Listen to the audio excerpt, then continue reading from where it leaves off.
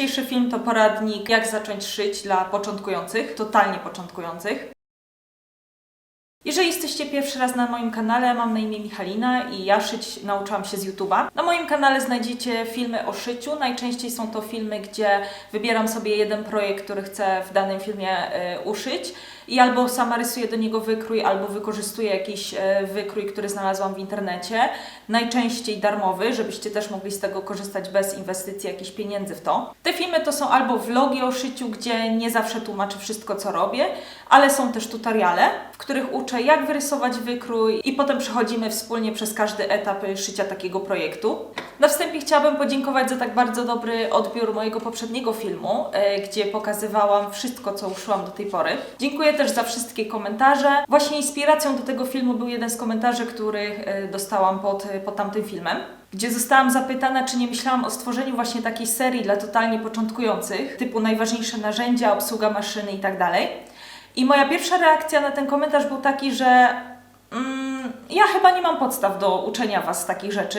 Sama nie miałam żadnego teoretycznego przygotowania do tego, ale jeżeli jest to film dla totalnie początkujących, gdzie tłumaczę podstawowe narzędzia, podstawową obsługę maszyny, no to myślę, że poradzę sobie z tym. Ale miejcie na uwadze, że jestem totalnym samoukiem, nigdy nie uczyłam się od profesjonalistów, nigdy nie byłam na kursie szycia, więc jeżeli popełniam jakieś błędy, coś mówię nie tak, to dajcie znać w komentarzu. Ja każdą konstruktywną krytykę chętnie przyjmę. Jeżeli chodzi o moją historię z szyciem, to też chciałam troszeczkę uzupełnić to, co powiedziałam w tamtym poprzednim filmie, bo faktycznie pierwsze ubrania zaczęłam szyć w 2022 roku, ale szyć maszynowo zaczęłam już w 2021 roku. To była taka pandemiczna trochę pasja, która nie sądziłam, że przetrwa tak długo, ale faktycznie już na początku 2021 roku to, od czego ja zaczynałam szyć, to były poduszki, a w zasadzie poszewki na poduszki, torby na zakupy i potem też pierwszą taką bardziej skomplikowaną rzeczą, którą uszyłam, to nowe obicie do fotela. Ten fotel składał się z dwóch takich poduch. Te poduchy to były po prostu takie prostokąty, prostopadłe ściany tak naprawdę. A kolejną taką rzeczą, którą jeszcze uszyłam, no to był taki śpiwór, który zrobiłam dla mojej malutkiej siostrzenicy, jako taki wkład do wózka spacerowego. No a pierwsze ubrania faktycznie zaczęłam szyć tak w pierwszej połowie roku 2022. Dobra, przejdźmy do szczegółów. Żeby zaplanować, czego tak naprawdę będziecie potrzebować przy Waszym szyciu, musicie odpowiedzieć sobie na jedno pytanie. Jaki jest cel tego Waszego szycia? Czy chcecie zacząć szyć tylko po to, żeby na przykład przerabiać sobie jakieś ubrania, coś skrócić, coś zwęzić i tak dalej, żeby były lepiej do Was dopasowane? Czy Waszym celem jest zamienić całą swoją garderobę na garderobę uszytą samodzielnie? Czy chcecie nauczyć się konstruowania odzieży i docelowo, nie wiem, tworzyć własne wykroje krawieckie? Moim celem, jak sobie o tym myślę, to zaczęło się to oczywiście od hobby, ale potem zauważyłam, że ja po prostu bardzo lubię ten proces szycia. Niesamowicie mnie odpręża. Ja jestem też raczej taką cierpliwą osobą, że potrafię przez kilka godzin robić jedną rzecz i faktycznie zrobię ją do końca. Nie każdy ma taką cierpliwość, więc no, jedna podstawowa rzecz, nawet ważniejsza niż maszyna, to jest cierpliwość. Zastanówcie się, czy macie taką cierpliwość i czy lubicie tak siedzieć i dłubać nad jakimś projektem, bo to na pewno będzie nieodzowny element tego. No i oprócz tego, że ja lubię cały proces, no to zauważyłam, że ja lubię tworzyć przede wszystkim sukienki. Lubię projektować, konstruować sukienki i też sama tworzyć wykroje. No ale dobra, zaczynajmy. Najpierw przedstawię Wam niezbędne narzędzia, których potrzebujecie do szycia. Jest to oczywiście maszyna do szycia. Ja mam maszynę bardzo podstawową, naprawdę bardzo taką początkującą. To jest Singer Tradition 2282, jeżeli chodzi o nazwę modelu. Jest to maszyna kupiona w Lidlu. Kupił ją dla mnie mój tata, też trochę dla siebie, bo chciał zmotywować mnie, żebym zaczęła mu skracać spodnie. Z tego co pamiętam, ta maszyna kosztowała około 400-450 zł. Na przykład moja siostrzenica, nastoletnia siostrzenica, która też szyje, która nawet chodzi na kurs szycia, ma maszynę Janome. Jest to model Jubilee 60507 i wiem, że moja siostra robiła jakiś research, zanim ją kupiła, ale ona kosztowała około 1000 zł, więc nie wiem, czy od razu chcecie wskakiwać na taki level. Jest to na pewno taka poważniejsza maszyna, bo na przykład jeżeli o moją chodzi, to coraz częściej czuję, że bardziej przypomina taką zabawkową maszynę. Na przykład ma już duże problemy z grubszą ilością materiału, jak podkładam pod stopkę, żeby przesuwać ten materiał. w szczególności jak robię guziki. A tamta maszyna to jest jednak taka, no już konkret maszyna. Jeżeli chodzi o jakiś tam research, który ja robiłam, czy maszyny, których używają osoby, które gdzieś tam oglądam na YouTubie, no to na pewno wiele osób poleca też jakieś podstawowe modele maszyn marki Brother. Niektórzy też twierdzą, że taką uniwersalną, najlepszą maszyną dla początkującego i średnio zaawansowanego jest maszyna Singer Heavy Duty. Ale ja uważam, żeby zacząć szyć, nie potrzebujecie jakiejś mega zaawansowanej maszyny, czy maszyny za 1000 zł. I ja jestem tego doskonałym przykładem, że na podstawowej maszynie za 450 zł da się nauczyć szyć. Więc kupcie jakąś podstawową maszynę uniwersalną albo jakąś z drugiego obiegu. Nie wydawajcie na nią za dużo hajsu, bo nawet nie wiecie, czy będziecie chcieli szyć, czy Wam się to spodoba. Nawet jak kupicie podstawową maszynę taką jak moją, to ona pewne rzeczy ma w zestawie. W zestawie ma kilka wymiennych stopek. Podstawowa to jest oczywiście uniwersalna stopka, ale moja maszyna miała też stopkę do wszywania zamków. To jest taka zwykła stopka do wszywania zamków, która pozwala wwodzić igłę trochę bliżej tych zębów zamka. Moja maszyna miała też stopkę do wszywania guzików. I faktycznie od paru miesięcy jej dużo używam, bo zaczęłam wprowadzać guziki do moich projektów. To, czego moja maszyna nie miała w zestawie, a zaczęło mi tego brakować, tym bardziej jak ja bardzo kocham szyć sukienki, to jest stopka do wszywania zamków krytych. Ona wygląda tak i faktycznie musiałam ją dokupić. W pierwszym rzucie na pewno jej nie będziecie potrzebować, ale docelowo, jeżeli Waszym celem jest szycie ubrań i bardzo ładne wykańczanie tych ubrań, no to myślę, że będziecie na jakimś etapie potrzebować tej stopki do wszywania zamków krytych. Czego będziecie jeszcze potrzebować i tę maszyna też miała w zestawie i powinna mieć, to są wymienne szpulki do bębenka. Warto kilka takich szpulek mieć, ja mam ich chyba tylko z 5, ale faktycznie potrzebowałabym więcej, bo warto sobie zostawić nawleczone kilka kolorów, potem nie trzeba w trakcie szycia projektu stopować wszystkiego, nawlekać znowu tych szpulek. Możecie po prostu wziąć swojego zapasu, jaki tam kolor potrzebujecie. Kolejna rzecz z takich rzeczy niezbędnych to są igły. Igły do maszyny. Wyróżniamy igły, które różnią się między sobą grubością oraz do jakiego materiału są przeznaczone. Jeżeli chodzi o typ materiału, to jest coś takiego jak uniwersalna igła do materiałów typu bawełna, wiskoza, len, ale są też igły na przykład do jerseyu, stretchu czy jeansu. Jako początkujący naprawdę uniwersalna Wam wystarczy. Jeżeli chodzi o grubość igły, to skupcie się na takich rozmiarach jak 80×12 albo 90×14. Im wyższa ta wartość, to ta igła oczywiście jest grubsza i przeznaczona do bardziej grubych materiałów. Natomiast te 80×12, 90×14 do szycia bawełny czy wiskozy Wam w zupełności wystarczy. Igły cieńsze, czyli na przykład 70×10 czy jeszcze cieńsze, to są igły do jakiegoś jedwabiu, tiulu, szyfonu.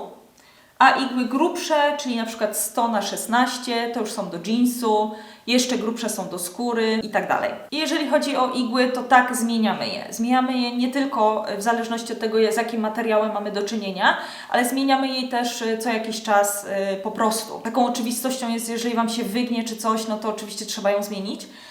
Ale igły też się tępią. Ja nie mam jeszcze takiego wprawionego oka, żeby zauważyć, kiedy ja potrzebuję zmienić tą igłę, więc ja po prostu pamiętam, żeby co jakiś czas ją zmieniać. Akurat ostatnią uniwersalną igłę mam wpiętą w maszynę, brakło mi już, nie mam już zapasu, więc zamówiłam sobie na Allegro. Ale mam też, kupiłam kiedyś 10 igieł do stretchu i totalnie nie wiem po co, bo ja w ogóle nie szyję dzianin i nie planuję ich zacząć szyć, więc nie wiem po co mi są te igły. Ale to, czego używam, to są igły do jeansu. Już nawet nie chodzi o to, że ja szyję jeans jakoś często, ale używam ich też do sztruksu, do tych tkanin obiciowych, jeżeli robię jakąś tapicerkę. No i to, czym się różnią takie igły między sobą, w zależności od tego, do jakiego materiału są przeznaczone, to jest kształt ich końcówki. Czyli te do jeansu mają bardziej ostry kształt, te do stretchu mają zaokrąglony, żeby jakby tych oczek dzianiny nie nakłuwać, tylko żeby się tak ślizgały po tych oczkach. Kolejna rzecz to są oczywiście nici. Nici też jest coś takiego jak uniwersalne, poliestrowe. Ja używam nici akurat z firmy Ariadna. To tak trochę patriotycznie, bo to jest łódzka firma, ja jestem z Łodzi. Jeżeli chodzi o znaczenia takich nici, to jest Ariadna Talia 120. Są różne grubości szpulek, 1000 metrów, 500 metrów, 250 metrów. Bardzo polecam, fajnie ślizgają się po maszynie, jest ok. To, czego nie polecam kupować, to pewnie możecie w internecie znaleźć takie zestawy, ileś, nie wiem, 50 kolorów, zestawy takiego niewiadomego pochodzenia, bezimienne. Nie polecam tego kupować, bo moja siostrzenica na przykład taki zestaw dostała i bardzo źle mi się z tamtymi nićmi pracuje. Są jakieś takie grubsze, pylące się, nie ślizgają się tak fajnie po maszynie i ciężko, naprawdę ciężko się z nimi pracuje, więc takich zestawów nie polecam. Przechodzimy do nożyczek. Będziecie potrzebować oczywiście nożyczek do cięcia materiału, nożyczek krawieckich, ale też nożyczek do papieru po prostu. Te do papieru do wycinania wykrojów, te krawieckie oczywiście do cięcia tkanin. Nie używajcie tych nożyczek zamiennie. Już tam palicho, jeżeli nożyczki do papieru użyjecie do tkaniny, po prostu się bardzo namęczycie nad tym, ale nie będzie tutaj dużych strat, ale absolutnie nie używajcie nożyczek krawieckich do cięcia papieru, bo one się stępią. Moje nożyczki krawieckie kupiłam na Allegro. Pewnie przydałyby mi się jakieś lepsze, nie są jakimś demonem ostrości. Wiele osób w internecie, na YouTubie poleca na przykład nożyczki krawieckie firmy Fiskars. Z tego co pamiętam kosztują około 100 zł. Kolejna rzecz to jest prójka. Moja prójka do szwów to jest taka malutka prójka, ona była w zestawie do mojej maszyny, która na końcu ma jeszcze taki pędzelek do czyszczenia maszyny. Mam wrażenie, że już się trochę stępiła, więc na pewno muszę ją wymienić. Może kupię bardziej taką ergonomiczną, żeby się lepiej trzymała w dłoniach, bo faktycznie ta prójka będzie Waszym najlepszym przyjacielem. Jeżeli jesteście początkujący, wiele szwów będziecie musieli spróć, zrobić od nowa i jest to naprawdę wygodne narzędzie. Następnie mamy szpilki do spięcia materiału pomocniczo. Przygotowałam też tutaj mam klamerki i sobie teraz naprzemiennie używam jednego czy drugiego. Klamerki sprawdzają się bardziej, jeżeli chodzi na przykład o spięcie grubszych materiałów ze sobą, a szpilki oczywiście jak musimy coś zbiąć wewnątrz tak naprawdę materiału, bo klamerki spinają nam tylko ranty. Ja te klamerki mam stosunkowo niedawna, od kilku miesięcy, więc na początek w zupełności wystarczą Wam szpilki. Kolejna rzecz, której będziecie potrzebować, to coś do odrysowywania wykrojów na tkaninie. Ja korzystam też od kilku miesięcy z pisaka, którego tusz znika pod wpływem ciepła. Czyli wystarczy przeprasować żelazkiem i tego pisaka już nie będzie. Ale przez długi czas nie miałam tego typu narzędzi, więc używałam po prostu ołówka. Na sam początek ołówek w zupełności wystarczy. Wiadomo, ten ołówek zejdzie dopiero po wypraniu tego, co uszyjecie, no ale i tak jakby nie ma dużego tutaj niebezpieczeństwa, że coś zostanie, jakiś ślad. Bo właśnie, nie polecam używania długopisów w tym celu i nie polecam przede wszystkim używania cienkopisów. Kilkukrotnie mi się zdarzyło, że odrysowywałam coś czym, co miałam pod ręką, czyli cienkopisem i potem to w praniu nie zeszło, rozlało się, zapaprało mi cały projekt. Pewnie profesjonaliści poleciliby Wam kredę krawiecką albo mydełko krawieckie, ale ja używam tego długopisu i lubię używać tego długopisu, bo jest on dla mnie najbardziej precyzyjny. Kolejna rzecz, której będziecie potrzebować, to jest oczywiście centymetr krawiecki. Do odmierzania czegokolwiek, czy do mierzenia na przykład swoich części ciała, czyli nie wiem, odległość od ramienia do biustu, tego typu. Na dalszym etapie Waszej nauki, jak będziecie chcieli zacząć przerabiać wykroje albo rysować własne wykroje, przydadzą się pewnie też krzywiki krawieckie. Ja mam takie przezroczyste. Krzywik, bo po prostu ma zakończone takie krzywe linie, czyli łatwo tutaj na przykład narysować otwór na rękę, dekolt i tak naprawdę wszystko, co ma być zaokrąglone. I to, co też mam, to taka dłuższa 50 cm linijka, która jest przezroczysta, której teraz naprawdę często używam, bo co jest fajne, to ona jest oznaczona nie tylko ile ma centymetrów w tę stronę, ale też w tę stronę. Czyli jeżeli chcę sobie przedłużyć albo skrócić coś o na przykład 2 cm, to ją po prostu przykładam i od razu widać, gdzie te 2 cm czy ten 1 cm jest. Są one też elastyczne, więc nie ma jakiegoś tutaj niebezpieczeństwa, że nadepnę na to i się złamie. Ostatnie narzędzie, które Wam pokażę, to żelazko. Myślę, że każdy żelazko w swoim domu ma, ale jest ono niezbędne do szycia, bo błagam, prasujcie swoje szwy. Naprawdę robi to różnicę w tym, jak taki przeprasowany szef wygląda. Wygląda dużo bardziej profesjonalnie. Także niektórzy mówią, żeby prasować po każdym zrobionym szwie, no ale bez przesady. Zróbcie to po każdym takim etapie. Jeżeli wiecie, że zaraz zrobicie jakiś szef i ten szef ograniczy Wam dostęp do szwu, który właśnie zrobiliście, no to na tym etapie to przeprasujcie, zanim zaczniecie szyć dalej. Także żelazko, deska do prasowania i będziecie w domu. To już wszystkie niezbędne akcesoria, których będziecie potrzebować do rozpoczęcia nauki szycia. Teraz przejdźmy do maszyny, porozmawiamy o jej podstawowych funkcjach. Nawlekanie nici, dolnej, górnej, podstawowe ściegi, długość ściegu, naprężenie nici, te sprawy. Dobra, zakładam stopkę uniwersalną. Zacznijmy od nawleczenia nitki górnej. Nawlekanie górnej nitki w każdej maszynie może wyglądać troszeczkę inaczej. Ja Wam pokażę, jak to wygląda u mnie. Szpulkę z nitką zakładamy na maszynę tak, żeby nitka schodziła z przodu szpulki. Dalej kierujemy się znacznikami na maszynie, bo kolejne kroki są ponumerowane. Wyciągamy nitkę ze szpulki i prowadzimy ją przez pierwszy prowadnik na górze maszyny. To taki metalowy haczyk oznaczony numerem 1. Następnie przeciągamy nitkę przez taką sprężynę z numerem 2. Następnie prowadzimy nitkę w dół prawą stroną kanału napięcia, a potem z powrotem do góry jego lewą stroną. Następnie nitka musi przejść przez ruchomą dźwignię na górze. Należy kręcić ręcznie pokrętłem w stronę przeciwną do ruchu wskazówek zegara, aż dźwignia będzie najwyżej. Przełóżcie nitkę z prawej do lewej przez szczelinę tej dźwigni, a potem znów w dół w stronę igły. Następnie nitkę trzeba zahaczyć o taki mały drucik tuż nad igłą, który trzyma nitkę blisko igły. Teraz macie do wyboru dwie opcje. Jeśli wasza maszyna ma automatyczny nawlekacz, możecie z niego skorzystać, ale ja nigdy się tego nie nauczyłam. Więc nawlekam igłę ręcznie, celując nitką przez ucho igły i pociągam nitką z tyłu, aby zostawić tak z 15-20 cm zapasu na rozpoczęcie szycia.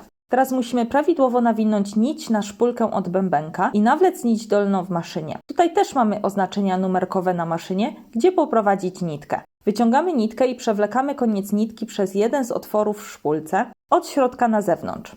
Wystarczy kilka centymetrów. Zahaczamy nitkę o metalowy haczyk w ten sam sposób jak przy nawlekaniu nitki górnej. Przeprowadzamy nitkę wokół takiego kółeczka odpowiedzialnego za naprężenie nici i zakładamy szpulkę na trzpień do nawijania. Aby uruchomić nawijanie, trzpień ze szpulką należy przesunąć w prawo. Uruchamiamy maszynę naciskając na pedał na dole i czekamy aż szpulka się nawinie. Ja lubię drugą ręką trzymać nawijającą się nitkę, bo kontroluję sobie wtedy, gdzie ona mi się nawija.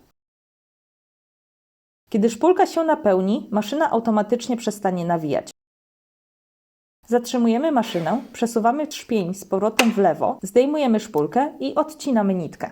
Żeby włożyć nawiniętą szpulkę do bębenka, przechodzimy do dolnej części maszyny. Otwieramy klapkę chwytacza.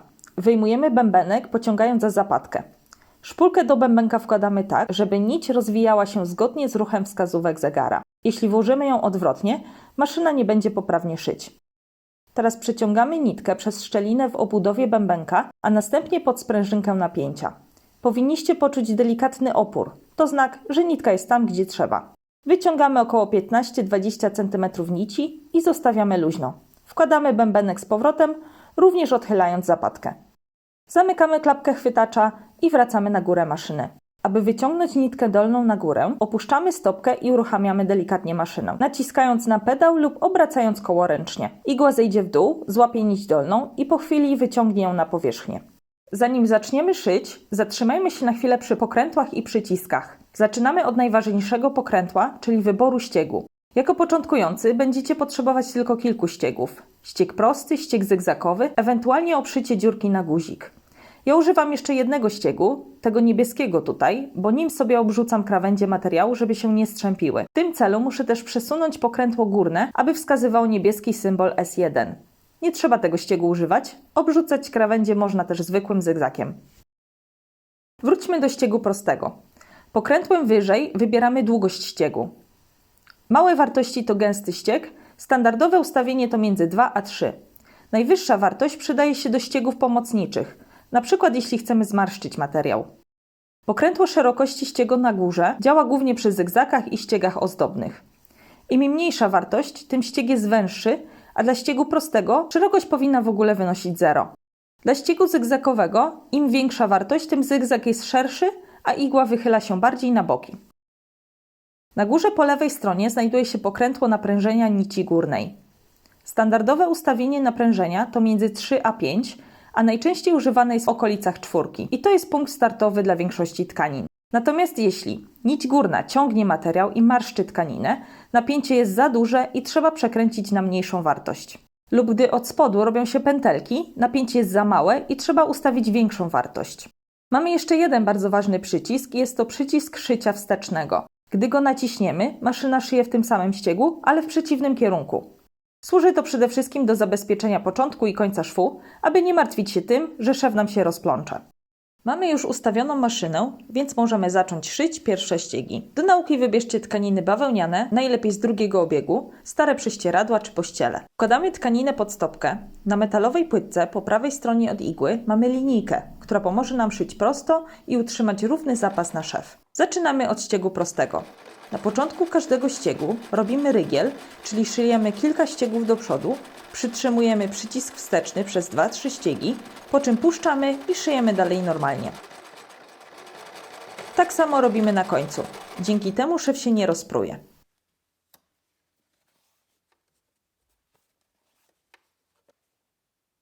Potem możemy wypróbować ścieg zygzakowy.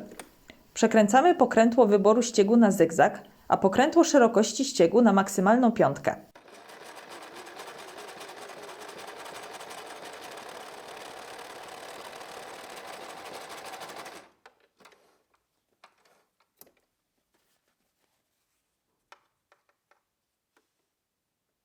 Gdy opanujemy proste i równe szycie tych dwóch ściegów, możemy przejść do zszywania dwóch kawałków materiału ze sobą.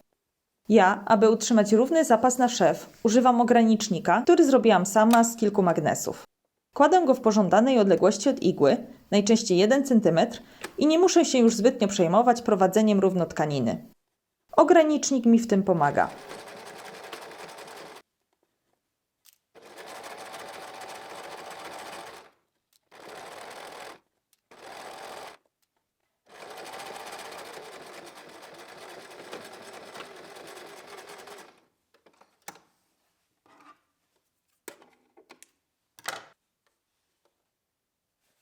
Z sukcesem zszyliśmy 2 kawałki materiału w linii prostej z równym zapasem na szew. Teraz możemy użyć ściegu zygzakowego w sposób, w jaki najczęściej będziemy go używać. Obrzucając surowe krawędzie zapasu na szew, aby tkanina się nie strzępiła. Nosząc ubranie, piorąc kilkukrotnie, tkanina niezabezpieczona by się nam mogła tak wystrzępić, że wysunęłaby się ze szwów i ubranie by się rozerwało.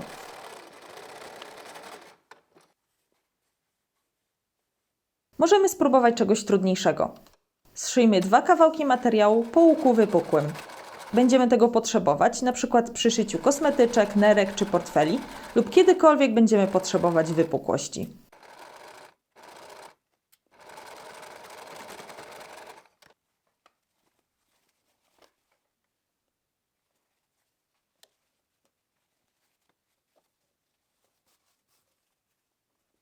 Następnie zszyjmy 2 kawałki materiału po łuku wklęsłym. Ta umiejętność przyda się przy przyszywaniu np. rękawów pod pachami.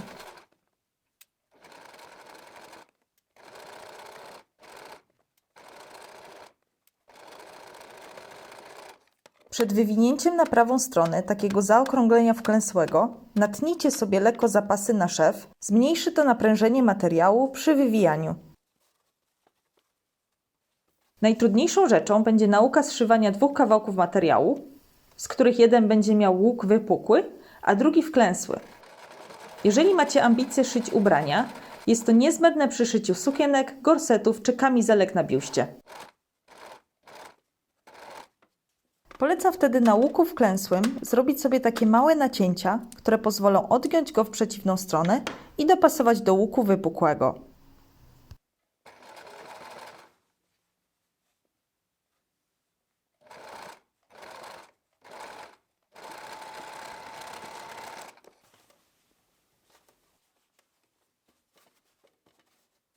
I jak macie opanowane te podstawy, te najprostsze ściegi i łączenie ze sobą materiałów, no to nic nie stoi na przeszkodzie, żeby zacząć szyć pierwsze projekty. Jako pierwszy taki projekt to na pewno polecam uszyć torbę na zakupy, bo są to w zasadzie 2 prostokąty, które trzeba na 3 bokach ze sobą zszyć, gdzieś tam na froncie podwinąć, doszyć jakieś ramionczka i po sprawie. Kolejne projekty to na pewno polecam uszycie poduszek. Nawet jeżeli te poduszki nie będą zamykane na zamek, mogą być zamykane na zakładki, jak na przykład poszewki na poduszki z Ikei. To też będzie na pewno bardzo łatwy projekt, sama od tego zaczynałam. No a takim kolejnym już etapem, jeżeli chcecie zacząć szyć ubrania, no to poleciłabym uszyć bokserki. Czyli takie spodenki do piżamy albo do noszenia gdzieś tam latem albo na co dzień. Załączę Wam w opisie darmowy wykrój, który możecie pobrać, żeby uszyć tego typu spodenki. Wykrój jest w różnych rozmiarach, także jak na pierwszy projekt to naprawdę bardzo, bardzo polecam. No a dalej, sky is the limit. Pamiętajcie, maszynę trzeba czyścić. Niektórzy mówią, że po każdym projekcie, no ale oczywiście nie robimy tego po każdym projekcie. Więc jeżeli zauważacie, że maszyna gdzieś tam Wam nierówno szyje, przepuszcza ściegi albo pętelkuje od góry albo od dołu, a ustawienia są poprawne, to otwórzcie maszynę i sprawdźcie, czy nie trzeba, aby jej wyczyścić. Ja ostatnio robiłam projekt z takiego pylącego czerwonego materiału, więc zobaczymy, co ja tutaj mam w ogóle. O, proszę. To wszystko zostało po poprzednim projekcie. I to wszystko trzeba wymieść.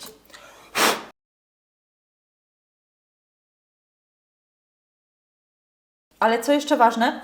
Gdzie trzeba otworzyć? Trzeba zdjąć tą płytkę i zobaczyć, czy tutaj nie ma jakichś paprochów. Dlatego, że to jest odpowiedzialne za przesuwanie naszego materiału, a jeżeli maszyna Wam przepuszcza jakieś ściegi, to może znaczyć, że nie przesuwa tego materiału dobrze. W mojej maszynie było takie narzędzie do odkręcania tych śrubek.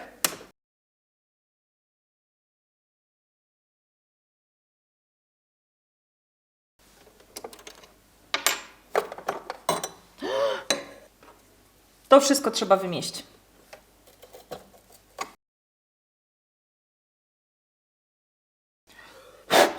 Dzięki za oglądanie. Mam nadzieję, że ten film pomoże Wam rozpocząć tą przygodę z szyciem, bo jest to zajęcie, które daje naprawdę dużo satysfakcji i pozwala uwierzyć w swoje umiejętności. Dajcie znać w komentarzu, czy macie jeszcze jakieś pytania, czy ten film potrzebuje jakiegoś rozwinięcia, może części drugiej. A tymczasem proszę o lajka, jeżeli film Wam się podobał, i o subskrypcję, bo po moim ostatnim filmie jest nas tutaj już 1700 osób, także bardzo za to dziękuję. No i co? Do zobaczenia w kolejnym filmie. Pa!